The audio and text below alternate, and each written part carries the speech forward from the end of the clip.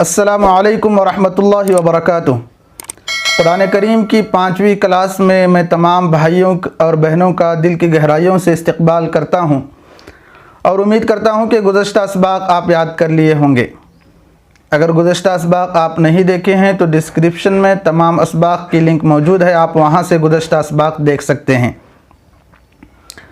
आज का सबक गुज़श्ता ही असबाक़ की एक कड़ी और एक हिस्सा है।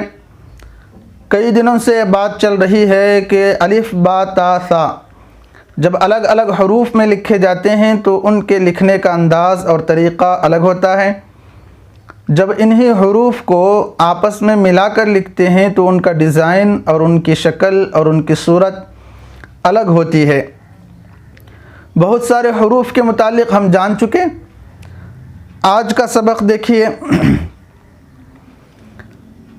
गोल दायरों में 6 हरूफ हैं, सीन, शीन, सौद, ज़ौद, तो, ज़ा, ये 6 हरूफ हैं।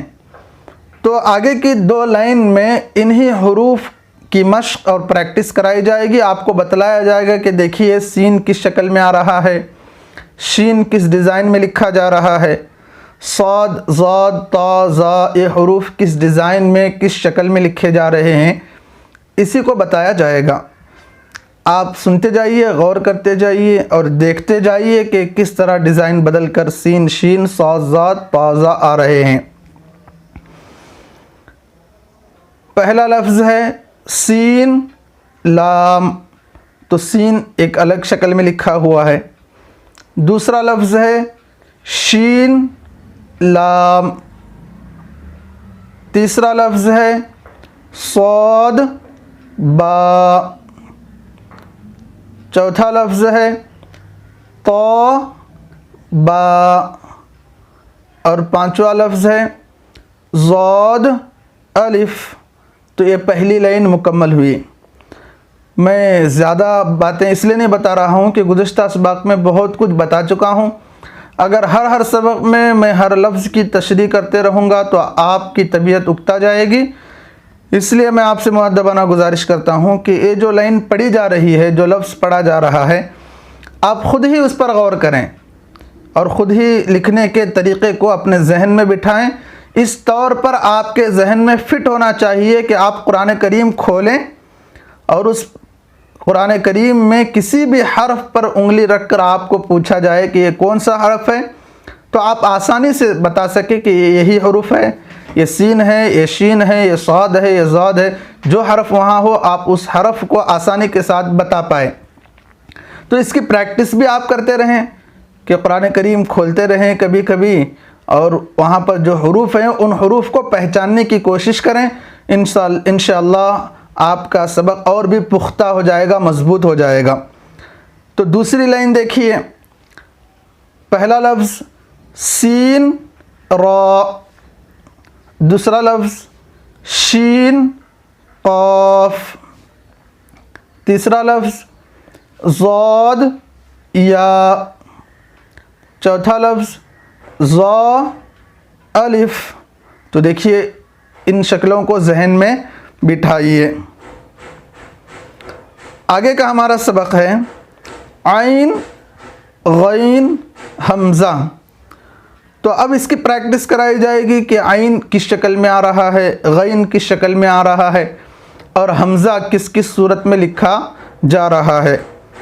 पहला लफ्ज़ है आइन ज़ा। तो देखिए यहाँ पर जो आइन है ये अलिफ बा ता सा में रहने वाले आइन का सिर्फ एक हिस्सा लिखा गया है। ऊपर का जो इस तरह आइन है उसका एक हिस्सा है, तो आइन की एक शक्ल है आइन ज़ा। आप साथ ही साथ नुक्तों को भी अपने जहन में रखें कि अगर आइन की शक्ल पर नुक्ता दे दिया गया तो वो गैन बन जाता है। जैसे आगे देखिए, आगे का लफ्ज़ है दूसरा लफ्ज़ गैन रॉ। पहला लफ्ज़ था आइन ज़ा, दूसरा लफ्ज़ गैन रॉ। तो उसी को बदल कर आपको दिखाया गया है कि पहले लफ्ज़ में आइन था, उस पर नुक्ता दे दिया गया तो गैन बन गया। आइन ज़ा में, और ज़ा का नुक्ता हटा दिया गया तो वो रा बन गया। तो दूसरा लफ्ज़ बनेगा गैन रा। तीसरा लफ्ज़ देखिए सौद आइन। चौथा लफ्ज़ ज़ौद गैन। पांचवा लफ्ज़ बा आइन दाल। छठा लफ्ज़ ता गैन दाल। तो ये एक लाइन मुकम्मल हो गई। दूसरी लाइन में हमज़ा की सूरत बताई जा रही है कि हमज़ा किस तौर पर लिखा जाएगा। तो पहला लफ्ज़ हमज़ा और दो अलिफ वाव या जो लिखे हुए हैं उसको पढ़ने का तरीक़ा ये है कि हम इस तौर पर पढ़ें। दूसरा लफ्ज़ अलिफ की शक्ल में हमज़ा। तीसरा लफ्ज़ वाव की शक्ल में हमज़ा। चौथा लफ्ज़ या की शक्ल में हमज़ा। तो ये अल्हम्दुलिल्लाह आज का सबक था। आगे और दो लाइन हैं, उम्मीद करता हूँ कि आप याद करेंगे। लॉकडाउन का ज़माना है, आपके पास वक्त है, तो इंशाल्लाह वो लाइन भी मैं आज ही पढ़ा देता हूँ। देखिए आगे के हुरूफ फ़ा क़ाफ वाव मीम।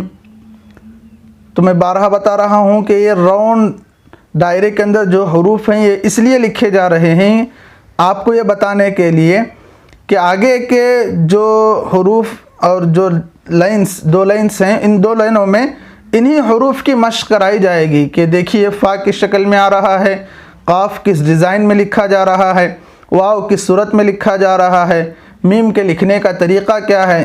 तो आप, मैं पढ़ता जाऊँगा, आप गौर करते जाएँ। पहली लाइन देखिए, पहला लफ्ज़ क़ाफ वाव। दूसरा लफ्ज़ फ़ा वाव। तीसरा लफ्ज़ फ़ा क़ाफ लाम। चौथा लफ्ज़ क़ाफ फ़ा लाम। पांचवा लफ्ज़ या फ़ा। छठा लफ्ज़ हा मीम। सातवां लफ्ज़ दूसरी लाइन का पहला लफ्ज़ काफ मीम। दूसरा लफ्ज़ लाम मीम। तीसरा लफ्ज़ ता मीम।